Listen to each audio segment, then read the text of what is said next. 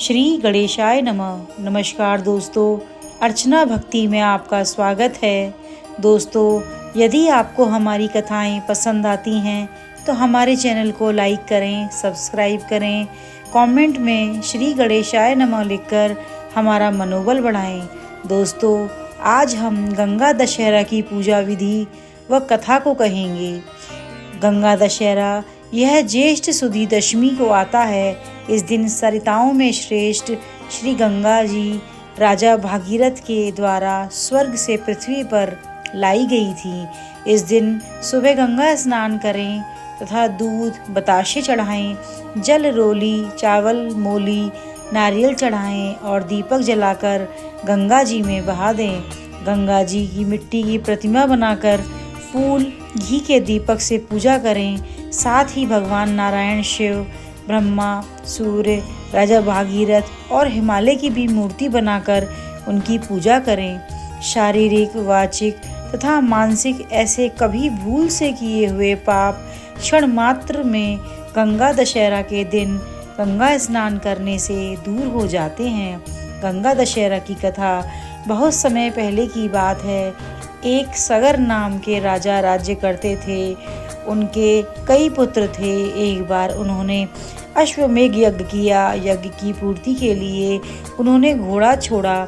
यह देख इंद्र को डर लगा कि कहीं यज्ञ पूरा न हो जावे, इसलिए उन्होंने उस घोड़े को चुरा लिया और कपिल मुनि के आश्रम में बांध दिया। राजा ने खोजने के लिए अपने सभी पुत्रों को भेजा। खोजते खोजते कपिल मुनि के आश्रम पहुँचे।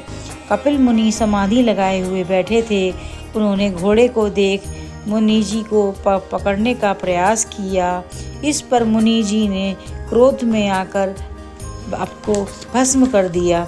बहुत दिन बीत गए पर राजा सगर ने देखा कि उनके पुत्र अभी तक वापस नहीं आए हैं, तो वह अपने अंग रक्षकों के साथ उनकी खोज करने चल पड़े। खोजते खोजते वह कपिल मुनि के आश्रम में पहुँचे। मुनि जी से अपने बेटों के बारे में पूछा। तब मुनि जी ने सारा हाल कह सुनाया। तब राजा ने मुनि से उनकी शांति का उपाय पूछा। मुनि जी ने बताया कि भगवान विष्णु के पैरों से निकली हुई गंगा जी, जो अब ब्रह्मा जी के कमंडल में हैं, पृथ्वी पर ले आओ और इन राख की ढेरियों को उसमें विसर्जित कर दो, तब उनकी आत्माओं को शांति मिलेगी। यह सुनकर राजा चले आए और गंगा जी को पृथ्वी पर लेकर तपस्या करने लगे। उन्होंने बहुत से प्रयत्न किए, परंतु गंगा जी को पृथ्वी पर लाने में असमर्थ रहे। यह क्रम कई पीढ़ियों तक चलता रहा। आगे चलकर इसी कुटुंब में एक राजा भगीरथ हुए। उन्होंने हिमालय पर जाकर ब्रह्मा जी की तपस्या करी। ब्रह्मा जी प्रसन्न होकर प्रकट हुए। उन्होंने राजा भागीरथ से पूछा कि क्या मांगते हो। तब राजा भागीरथ बोले, भगवान, आपके कमंडलू में जो गंगा जी हैं उन्हें पृथ्वी पर भेजें, जिससे मेरे पूर्वजों की अस्थियों का और संसार का कल्याण हो। तब ब्रह्मा जी कहने लगे, मैं गंगा जी को पृथ्वी पर भेज तो सकता हूँ, परंतु इसे संभालेगा कौन। तब भागीरथ बोले, भगवान, आप ही बताएं। तब ब्रह्मा जी बोले, आप अपनी तपस्या से भगवान शंकर जी को प्रसन्न करें, वहीं गंगा जी को संभाल सकते हैं। इतना कहकर ब्रह्मा जी चले गए। राजा भागीरथ फिर शंकर जी को प्रसन्न करने के लिए तपस्या करने लगे। भागीरथ ने बहुत कठोर तपस्या करी। उनकी तपस्या से प्रसन्न होकर शंकर भगवान प्रकट हुए और भागीरथ से कहने लगे, राजा, मैं तुम्हारी तपस्या से प्रसन्न हूँ, वर मांगो।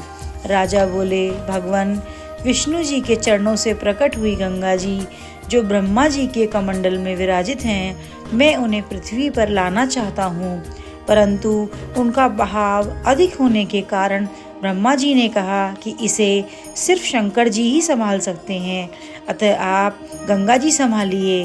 शंकर जी बोले, ब्रह्मा जी से कहो कि वे गंगा जी को आकाश से छोड़ें, मैं तैयार हूँ। तब भागीरथ जी ने हाथ जोड़कर कहा कि हे ब्रह्मा जी, आप गंगा जी को पृथ्वी पर छोड़िए। शंकर भगवान गंगा जी के वेग को संभालने के लिए तैयार हैं। इतनी बात सुनकर ब्रह्मा जी ने गंगा को छोड़ा। रास्ते में बड़ी जोर का शोर हुआ। तब भागीरथ को ऐसा मालूम पड़ा मानो गंगा जी शंकर जी सहित पाताल को चली जाएंगी, किंतु कुछ देर बाद ही शोर बंद हो गया।